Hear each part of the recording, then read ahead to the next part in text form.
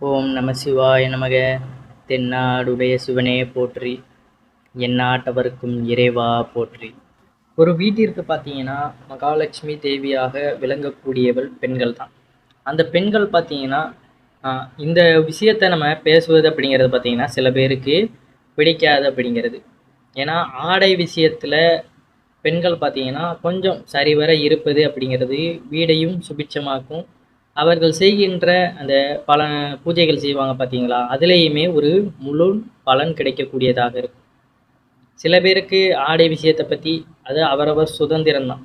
இருந்தாலும் நம்பிக்கை உள்ளவர்கள் ஆன்மீக ரீதியாக நம்மளுடைய முன்னோர் வழிகளில் எப்பொழுதுமே இந்த நம்பிக்கை உள்ளவர்கள் தொடர்ந்து நம்ம சொல்லுகின்ற சில சாஸ்திர சம்பிரதாயங்களை பின்பற்றி வருவது அவர்களுக்கும் அவர்கள் குடும்பத்திற்கும் நல்ல ஒரு சுபிட்சத்தை கொடுக்கும் அப்படிங்கிறதான். அதனால் பெண்களுக்கு என்று பார்த்தீங்கன்னா சில கட்டுப்பாடுகள் அப்படிங்கிறது, அதாவது ஆடை விஷயத்தில் எல்லாமே அவர்களுடைய மனநிலை ஆரோக்கியம் சம்மந்தப்பட்ட விஷயத்தை தான் நம்ம கூறுவது. அதனால் நம்பிக்கையுள்ளவர்கள் பார்த்தீங்கன்னா தொடர்ந்து இதை கேட்டுக்கொண்டு உங்களுக்கு சரி அப்படின்னு பட்டுச்சுன்னா இதை செய்து கொள்ளுங்க. அதனால் ஆடை விஷயத்துக்கெல்லாம் கட்டுப்பாடு போடுறாங்க, பெண்களை இது பண்ணுறாங்க, ஆண்கள் மட்டும் இப்படி இருக்காங்க அப்படின்னு அந்த பேச்சுக்கு மட்டும் நம்ம இந்த இடத்துல இடம் கொடுக்க வேண்டாம். இது அவரவர் விருப்பம்தான். இருந்தாலும் இதை பின்பற்றி வந்தால் வீடு இன்னும் சுபிட்சமாக இருக்கும்.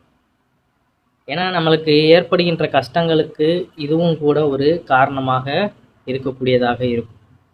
அதனால் நம்பிக்கை உள்ளவர்கள் இந்த பதிவில் கூறுவதை கேட்டுக்கொள்ளுங்கள். இல்லை எங்களுக்கு இப்படிலாம் நம்ம சொல்வது பிடிக்கலை அப்படிங்கிற பட்சத்தில் அவர்கள் தவிர்த்து விட்டு போவதே நல்லது. இது முழுக்க முழுக்க பார்த்தீங்கன்னா நம்பிக்கை உள்ளவர்கள் செய்வதற்கான அனைத்து சாஸ்திர ஆன்மீக ரீதியான பதிவுகளை நம்ம பதிவிட்டு கொண்டு வருகின்றோம். வாங்க இப்போ அது என்னென்னு பார்க்கலாம். நம்மளுடைய சேனலுக்கும் முதன்முறையாக வரவங்க சப்ஸ்கிரைப் பண்ணி மறக்காமல் உங்களுடைய நண்பர்களுக்கும் இந்த பதிவானதை பகிர்ந்து கொள்ளுங்கள்.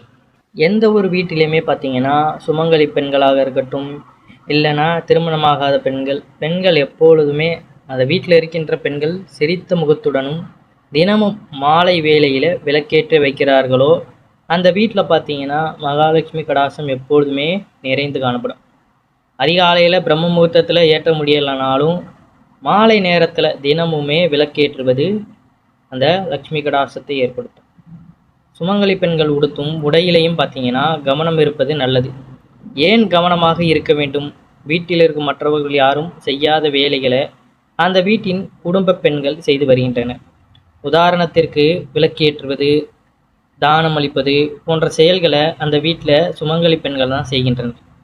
எனவே சுமங்கலி பெண்கள் தங்கள் உடையிலும் சற்று கவனம் செலுத்த வேண்டும் அப்படிங்கிறது தான் முதல் விஷயம். பார்த்தீங்கன்னா சுமங்கலி பெண்கள் கட்டாயம் கிழிந்த உடைகளை அணியவே கூடாது. நாம் எங்கு செல்ல போகின்றோம், வீட்டில் தானே இருக்கின்றோம் என்ற எண்ணத்தில் பார்த்தீங்கன்னா கிழிந்த துணியிலேயே நம்ம சுமங்கலி பெண்கள் உடுத்தி கொண்டு இருக்கக்கூடாது. யாருமே பார்த்தீங்கன்னா உடுத்தி கொண்டு இருக்கக்கூடாது தான், ஆண்கள் பெண்கள் இருவருமே. அந்த வீட்டில் தரித்திரம் அப்படிங்கிறது தாண்டவம் ஆடக்கூடும். பெண்கள் எப்பொழுதுமே நல்ல துணிகளை உடுத்துவதை வழக்கமாக வைத்துக்கொள்ள வேண்டும். அதுதான் உங்களுக்கும் உங்களின் குடும்பத்தாருக்கும் நீங்கள் பெற்றுத்தரும் ஒரு மரியாதையும் உங்களுடைய நலனுக்கும் இது சாதகமாக இருக்கும். ஏன்னா நம்ம வீட்டில் தான் இருக்கிறோம், நம்ம பாட்டுக்கு இஷ்டத்துக்கு இருக்கலாம் அப்படிங்கிற அந்த எண்ணத்தில் நம்ம இருக்கக்கூடாது. எல்லா இடத்துலையுமே பார்த்தீங்கன்னா நம்ம ஒழுக்கத்தோடு இருக்கும் பொழுது தான் அது வெளியே சென்றாலுமே அது நடைமுறைக்கு வரும். சில நேரங்களில் நம்ம யதார்த்தமாக இருப்பது வெளியிடத்துலையுமே அதே பழக்கத்தை தான் ஏற்படுத்தும். அதனால தான் நம்ம கூறுவது. இப்போ நம்ம எப்பொழுதுமே சாதாரணமாகவே எண்ணத்திலே இருக்கிறோம்னா அது நமக்கு பழகிடும். அப்போ ஒரு பூஜை செய்ய போகிறோம்னா நமக்கு அதில் இன்ட்ரெஸ்டே இருக்காது. அப்போ நம்ம அப்படியே போய் நம்ம இந்த பூஜைகளை செய்வது அப்படிங்கிற அந்த விஷயங்களில் ஈடுபடுற மாதிரி இருக்கும். அதனால் எப்பொழுதுமே நம்மளை பாதுகாத்து கொள்கிற வகையிலையும் எப்போதுமே அந்த லட்சுமி கடாசத்தோடு இருக்கும் பொழுது தான் வீடும் நம்மளை சுற்றி இருப்பவர்களுக்கும் பார்த்தீங்கன்னா நம் மீது அந்த அளவு கடந்த மரியாதையும் அன்பும் ஏற்படும் அப்படிங்கிறது. அதே போல் பார்த்தீங்கன்னா அழுக்கான ஆடைகளையுமே நம்ம உடுத்தவே கூடாது. அசுத்தமான ஆடைகளை உடுத்து கொண்டு வீட்டின் தலைவாசலில் தாண்டி செல்லவே கூடாது. அப்படி செல்லும்போது பார்த்தீங்கன்னா குடும்பத்தில் தரித்திரம் உண்டாகும் அப்படிங்கிறது தான். அசுத்தமான ஆடைகளில் மூதேவி வாசம் செய்வதாக ஐதீகம் உள்ளது. ஏன் சுமங்கலி பெண்கள் தான் இவற்றை கடைபிடிக்க வேண்டுமா? மற்றவர்கள் கிழிந்த உடைகளை, அசுத்தமான உடைகளை உடுத்தினால் தரித்திரம் பிடிக்காதா என்று கேள்வி கேட்கலாம். உங்களது கேள்வியே தவறு என்று கூறலாம். ஏனென்றால் முதலில் கூறியது தான், ஒரு வீட்டின் மகாலட்சுமியாக விளங்குவது பார்த்தீங்கன்னா அந்த வீட்டின் சுமங்கலி பெண்கள் தான். ஸ்ரீதேவியை வீட்டிற்குள்ளே அழைப்பதும் மூதேவியை வீட்டிற்குள்ளே வரவழைப்பதும் பார்த்தீங்கன்னா திருமணமான சுமங்கலி பெண்கள் கையில் தான் உள்ளது என்பதை நினைவில் கொள்ளுங்கள். நம்பிக்கை உள்ளவர்கள் இதெல்லாம் பார்த்தீங்கன்னா இந்த சாஸ்திர சம்பிரதாயத்தில் நம்ம ஆன்மீக ரீதியாக தினமும் விளக்கேற்றுறதும் எல்லாமே பார்த்தீங்கன்னா ஒரு பலனின் அடிப்படையில் தான். அந்த வகையில் நம்ம எந்த அளவிற்கு அந்த லக்ஷ்மி கடாட்சத்தோடு இருக்கிறோமோ அந்த அளவிற்கு நமக்கும் நம்மளுடைய அந்த வீட்டிற்கும் சுபிட்சத்தை கொடுக்கும் அப்படிங்கிறது தான். அதனால் எனக்கு இதெல்லாம் நம்பிக்கை இருக்குது. தொடர்ந்து நான் ஆன்மீக ரீதியாக நிறைய பலன்களை சந்தித்து கொண்டு இருக்கின்றேன் சொல்கிறதில்ல அப்படிங்கிறத அப்படி உள்ளவர்கள் தொடர்ந்து கேட்டுக்கொண்டுவார்கள். இல்லை எங்களுக்கு இந்த மாதிரி கட்டுப்பாடெல்லாம் பிடிக்காது அப்படிங்கிறவங்க இவ்வாறான பதிவுகளை தவிர்த்து விடுவது நல்லது. அதே போல் பார்த்தீங்கன்னா நம்ம பூஜை அறைகளில் பூஜை செய்யும் பொழுது விளக்கேற்றும் பொழுது எப்பொழுதுமே நம்ம புடவை அணிந்து கொண்டு அவ்வாறான காரியங்களில் ஈடுபடுவது மிகவும் சிறந்ததாக கருதப்படுகின்றது. சமைக்கும் பொழுதே பார்த்தீங்கன்னா நம்ம புடவை அணிந்து கொண்டு குளித்து முடித்து விட்டு சமைப்பது தான் சிறப்பு. இருந்தாலும் அப்படி இந்த காலகட்டத்தில் பார்த்தீங்கன்னா எல்லாராலும் முயற்சி செய்ய முடியாது. இருந்தாலும் பூஜை செய்யும் பொழுதாவது பார்த்தீங்கன்னா புடவை அணிந்து கொண்டு பூஜை அறையில் நம்ம ஈடுபடுவது நல்லது. அதுதான் பார்த்தீங்கன்னா லட்சுமி கடாட்சத்தை நமக்கு ஏற்படுத்தும் அப்படிங்கிறது. போன பதிவில் பார்த்தீங்கன்னா நம்ம இப்படி தான் கூறியிருந்தோம்.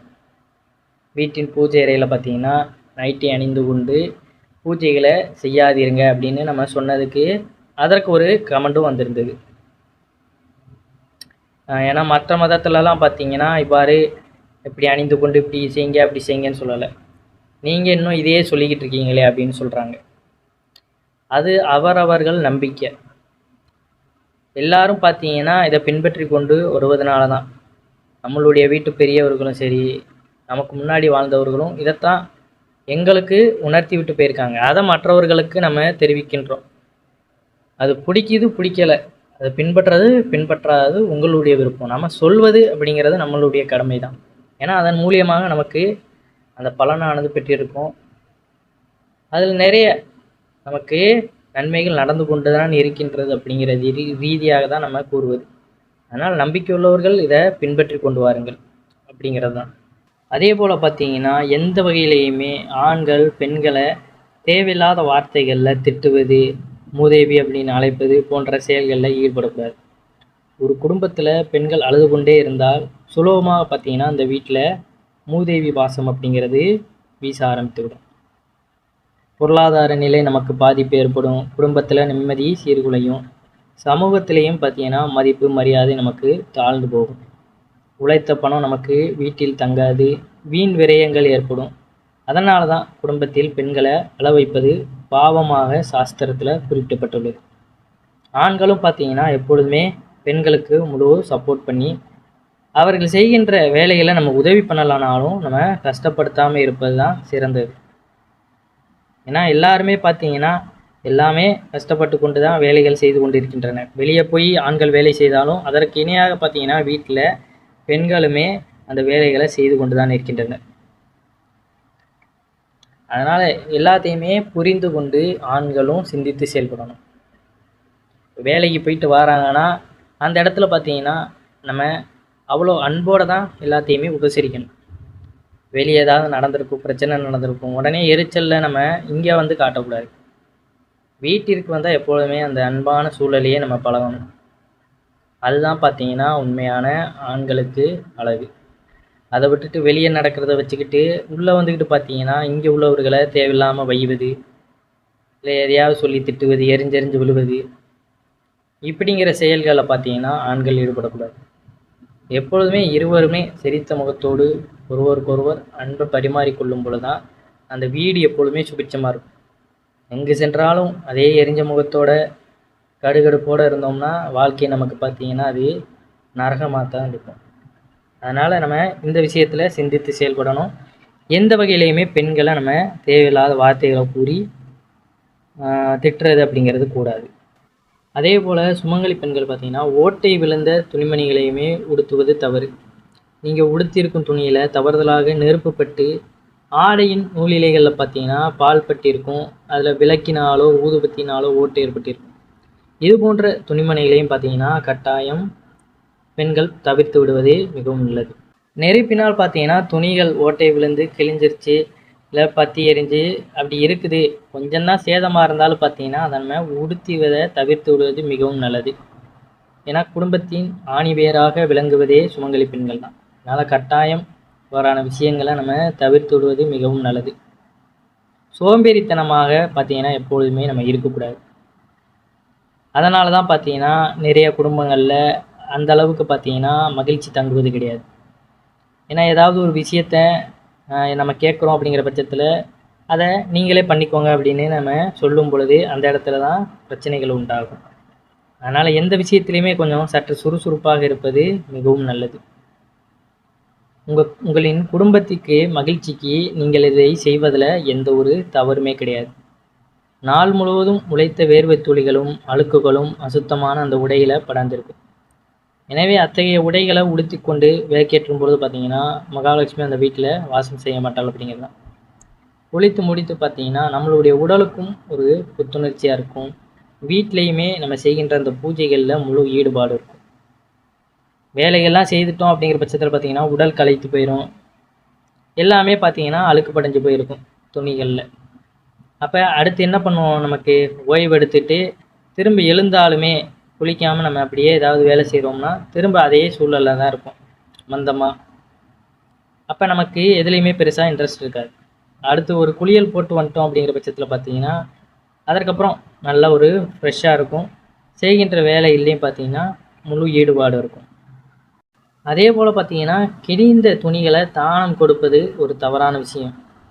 ஏன்னா நமக்கே தெரியும் நம்ம கிழிஞ்சிருச்சுன்னு தான் நம்ம போடலை. அதை கொண்டு போய் பார்த்தீங்கன்னா இந்த ரோட்டில் இருப்பவங்க இல்லை முடியாதவங்களுக்கு கொடுக்குறோம் அப்படிங்கிறது ரொம்ப ஒரு தவறான விஷயம். வீடு துடைக்க வேண்டுமானால் நம்ம பயன்படுத்தி கொள்ளலாம். ஏன்னா மற்ற துணிகள் அழுக்காயிருச்சு வேஸ்ட்டாக போயிடுச்சுன்னா அதை நம்ம ஏதாவது துடைக்கிறதுக்கு பயன்படுத்தி கொள்ளலாம். இல்லைன்னா அதெல்லாம் சேகரிப்பதற்கே சில பேர் வருவாங்க. அதை ரீசைக்கிளிங் பண்ணி பார்த்தீங்கன்னா வேறு ஒரு நல்ல துணிகளாக மாற்றுவாங்க. அவங்ககிட்ட கூட நம்ம கொடுத்து விடலாம். ஆனால் சுமங்கலி பெண்கள் இவற்றை உடுத்துவதை கட்டாயம் நம்ம தவிர்த்து விடுவது மிகவும் நல்லது. குடும்பத்தில் தரித்திரம் ஏற்படாமல் என்றும் சுபிட்சத்துடன் விளங்கும் என்பதில் சந்தேகமே கிடையாது. அதனால் இவ்வாறான விஷயங்களை கட்டாயம் கடைபிடித்து கொண்டு வாருங்கள் நம்பிக்கை உள்ளவர்கள். வீடும் நீங்களும் என்றும் பார்த்தீங்கன்னா சுபிட்சமாக இருப்பீர்கள் அப்படிங்கிறதான். முன்பு கூறினது மாதிரி தான் பூஜை அறையில் பூஜை செய்யும்போது பார்த்தீங்கன்னா புடவை அணிந்து கொண்டே பூஜைகளை மேற்கொள்ளுங்க. எப்பொழுதும் அந்த மகாலட்சுமி தேவியான அம்சம் உங்களுக்கு இருந்து கொண்டே இருக்கும். நம்பிக்கையுள்ளவர்கள் தொடர்ந்து இவ்வாறான முயற்சிகளை செய்து கொண்டு வாருங்கள். நல்லது நடக்கும்.